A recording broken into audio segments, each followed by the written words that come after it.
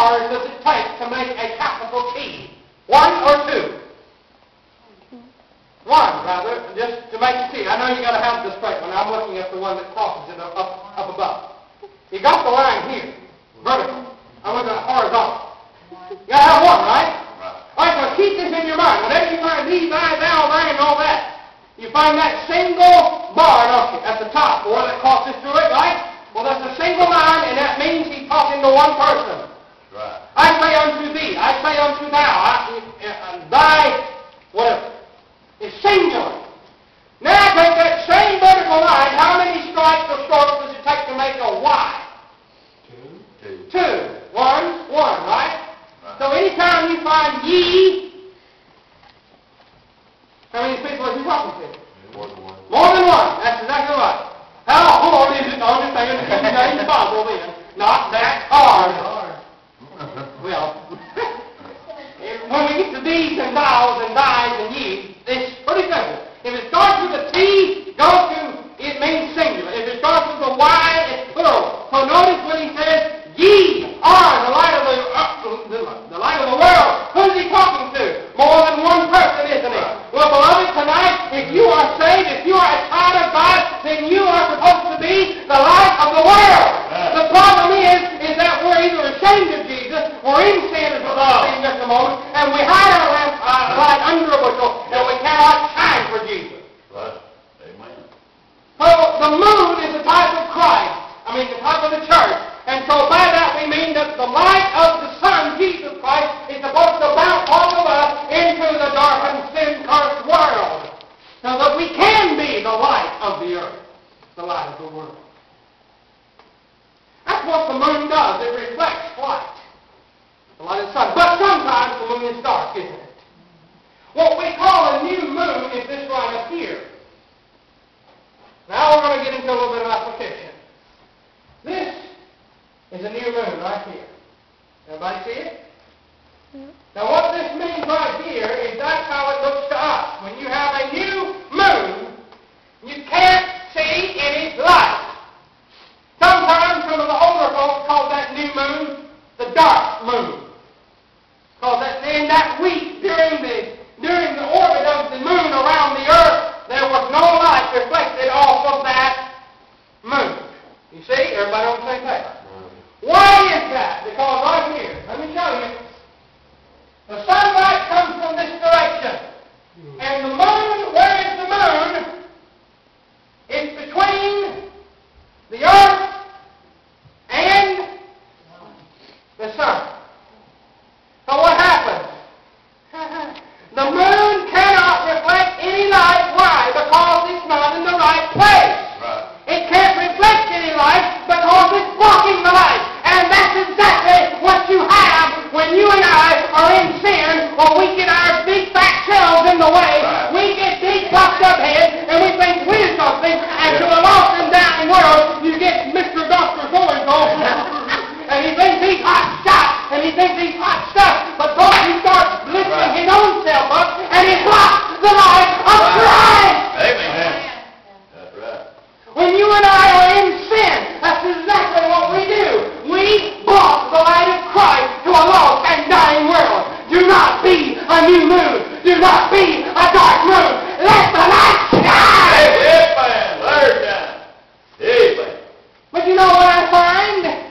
I find that some people say the old way isn't bad. We got to have the new way, like a new international version. You don't need nothing new. Just give me the old.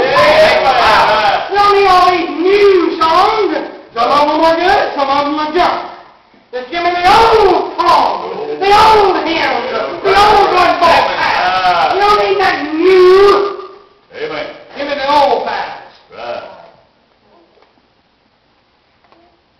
They come out with new this and new that and new that and new over here. And folks, I don't believe that's what we need to do. I believe that we need to stand up for the faith that was once delivered to the saints, preserve that and keep that in our sight. But you know what? There's another thing we need to look at tonight about the moon, and that is a lunar eclipse.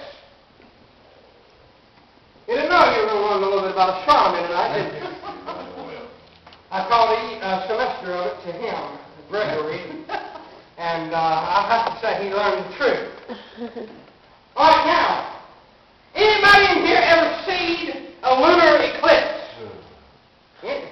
Oh, come on, guys. The next time there's one announced, go outside and look at the thing. It will be amazing.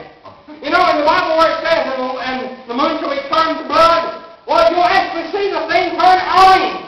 You'll see the thing turn red. Huh? All right, you see one? All right, now, why does that thing happen? How does it happen? Hang on, because if you miss this, you're going to miss one of my illustrations. All right, now here's what happens. When the moon is on the opposite side, remember when you had a new moon or dark moon, what happened? The moon was between the sun and the earth, right? Now here's what happens. When the moon is over here, it's able to reflect the light back, right? But here's what happens. yeah. When the moon goes into the shadow of the shadow of the earth begins to cover the moon.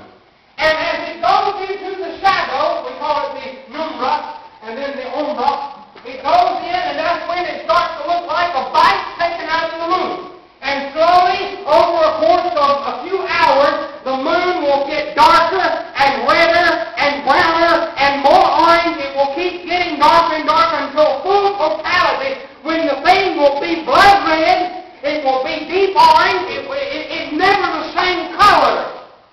It's always a different color. If you ever hear about a lunar eclipse, go look at it. You don't have to stand out there for 3 hours. Just hop out, look at it. You'll see it's beginning to get dark. And then go back in, do what you're doing, hop back out, and then you'll see it orange. That's right. It's something that's fascinating. Well, to me, it might be boring to you, but I think it's neat. Someone who sits outside like love. Yep. All right, now, what does this have to do with us? All right, now, remember, what is the moon sometimes a type of? The church. The church. Let's try that again. I only heard a couple of it. What is the moon sometimes a type of? Church. Thank you. Okay, now, everybody away. I might have to make you into a Methodist, sprinkle some water on you. Okay. Now, all right, now, here's what happens, guys. The earth is always sinful. It's worldly. You know, when we talk about somebody who's worldly, or we mention something that's worldly, just like that woman that came in to the store the other week. She had her John 3:16 shirt on, and then she popped up her Playboy Bunny pocketbook to pay for her merchandise. I said, that ain't going to work.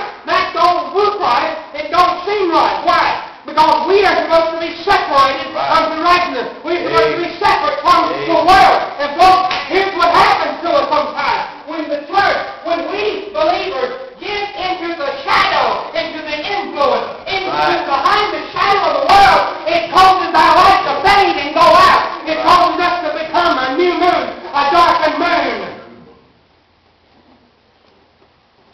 And the only way you can have that eclipse happen is to get behind the earth.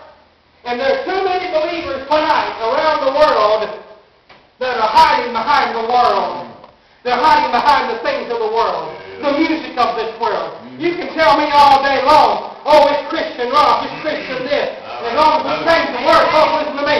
Music is a language in and of itself. It don't matter what words you put with it. It's always going to have its own separate meaning and message. Amen. You put different words to it, you just made it whatever you want to. But the message of that tune, of that music is always there. That's something people have lacked their understanding in, because we stopped teaching the understanding of music.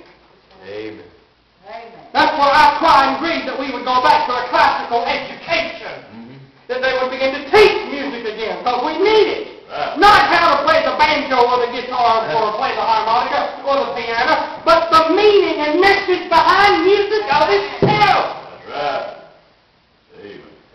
I have a dear friend that's been telling me to get her brother to come up here, but no, because he's into this Christian rock, and I will not have it, and I will not sanction this thing inside of this church.